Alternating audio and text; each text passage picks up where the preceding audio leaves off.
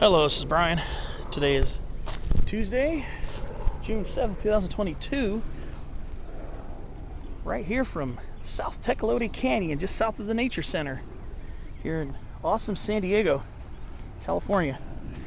Today it's time for a spotlight on trees and shrubs.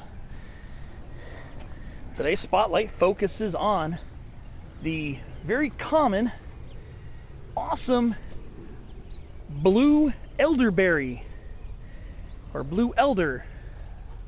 This is Sambucus nigra var caerulea, and it is a medium-sized shrub to small tree, winter/drought deciduous, and it does get a little complicated with the deciduousness of the leaves. In other words, how and when the leaves fall off of this plant during the course of the year. So stay tuned for that. So this is a semi to fully deciduous tree in the elder family, the Adoxaceae. And we're going to start off by looking at this quite large specimen, not the largest I've ever seen. I've seen some quite large before. It's often a shrub, like a tall thicket-forming shrub, and sometimes a small multi-trunk tree. As you can see here, it takes on more of a tree size. This used to be listed as being in the Honeysuckle family, the Caprifoliaceae, back in the day, but it's been reassigned to the Adoxaceae. So Mexican elderberry is another taxonomical name, Sambucus mexicana, and I believe it's been confused with Sambucus nigra. So I'm not really sure if Sambucus mexicana and Sambucus nigra var caerulea are synonymous, but as far as I know, we're going to go with the blue elderberry, Sambucus nigra var caerulea. So you might have heard of elderberries or elders, and this is very much one of those.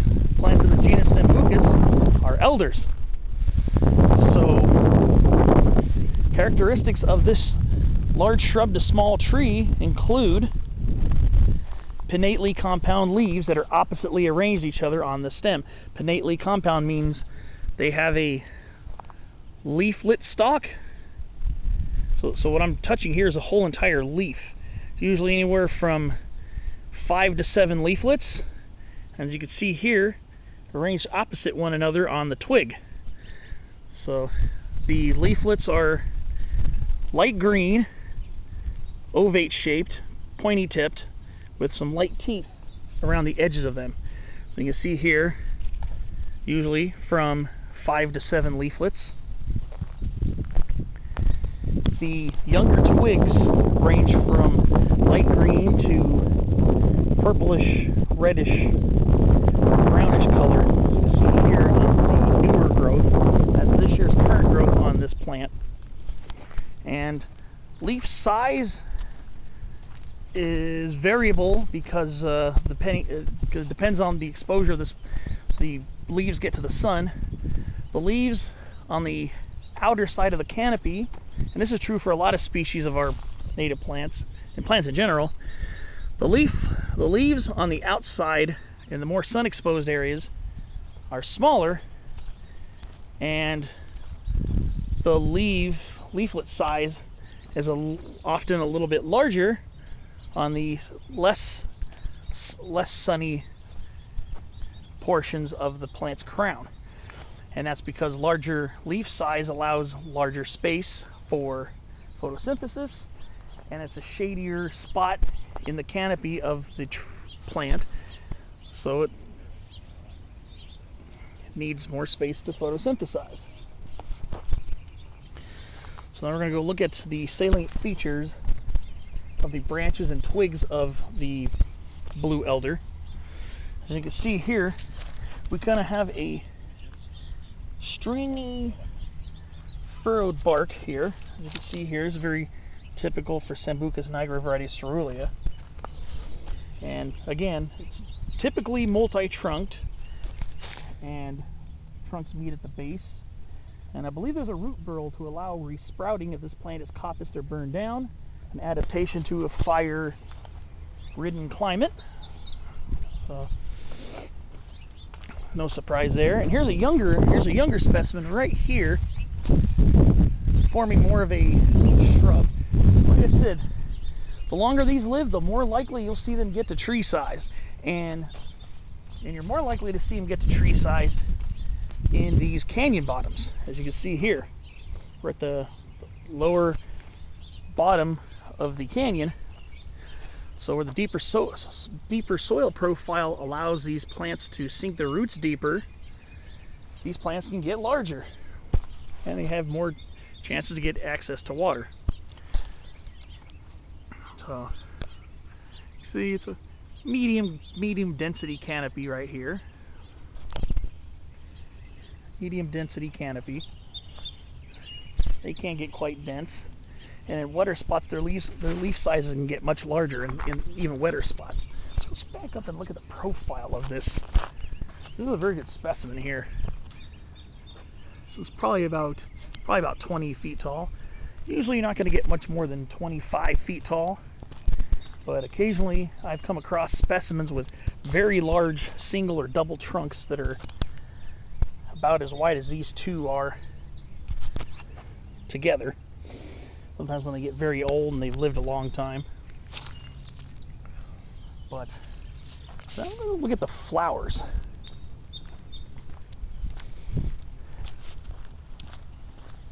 So let's go around here and look at the flowers, because the flowers usually occur anywhere during the spring months and can be quite showy. You can see here kind of like an umbel-shaped cluster of flowers that's branched. So we get an umbel-shaped cluster of these white, very small white 5-petaled flowers, but in mass they do create quite a show. And usually during mid-spring, these plants will be completely laden with these flowers. And then the flowers will eventually give away to these small berry-like fruits. As you can see here, this is the unripe elder right here.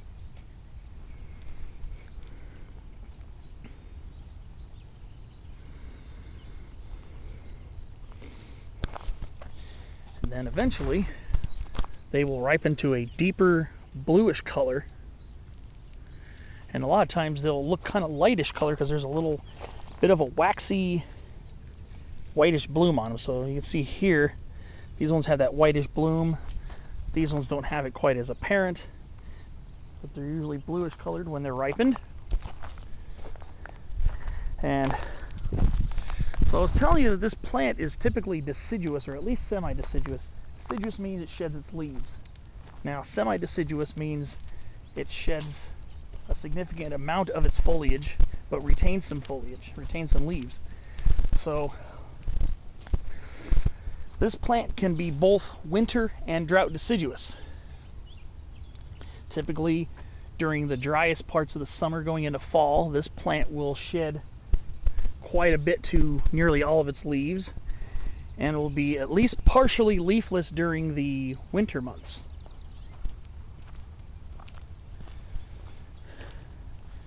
And then it'll start leafing out in midwinter when the rains replenish the soil moisture down here in the lowlands. However, I have seen this plant here, we're near sea level, maybe about 100 feet above sea level, but I've seen this plant at least as high as 8,000 feet in the mountains. And when you're up there, they're winter deciduous. They're leafless until usually April, depending on the elevation. Then they'll start leafing out usually in April. But down here in the lowlands, they tend to lose their leaves during the summer and then leaf out during the middle part of the rainy season, usually around February or so. So elevation plays a big factor on this plant's ecology, especially when it comes to when it goes deciduous or sheds its leaves. So down here, it's usually midsummer to midwinter leafless. Up higher, sometimes can be leafless from late fall to mid-spring. So Very interesting. And it's quite widespread here in California. I will post the formal range of this beautiful elderberry. I've been needing to do a spotlight on this one for a long time, and I know I say that because there's so many species here in Southern California. So I'm very grateful to have a humongous variety of flora to spotlight. But there it is. So, one note. Now, there is a bit of confusion as to whether the fruit is edible. We've heard people, I've read, oh, these plants have edible, sweet tasting fruit. Or you can have some, but not in huge quantities, or else you might get an upset stomach or digestive problems. And some people say you shouldn't eat them at all. So, what's that all about? Well, my best answer for you is to be absolutely sure before you consume any of them. I've actually tried blue elderberries before, and they kind of taste like little grapes. They taste like little grapes. I didn't have them in a huge quantity, but some people might react differently. So I would not consume anything you're not familiar with. I'm just telling you my experience. Your experience might be different. You might get cramps or digestive issues, but usually fully cooked elderberries used to make berry pie or berry wine would probably be more prudent. So unless you know how to properly cook them or distill them, I probably would avoid eating them. But they do make wine and pies out of these berries sometimes. But like I said, probably not best to pick them raw unless you know. So I would be kind of wary about just grabbing fruits off the plant and eating it. So there you have it, Sambucus nigra var, the blue elderberry, very common here in the canyons of San Diego and Southern California, even up into our mountains. That will be it for my spotlight on this beautiful, beautiful plant. I will close off by showing you one that still has a lot of flowers left on it over here. So you can see what it looks like when it's even more in bloom.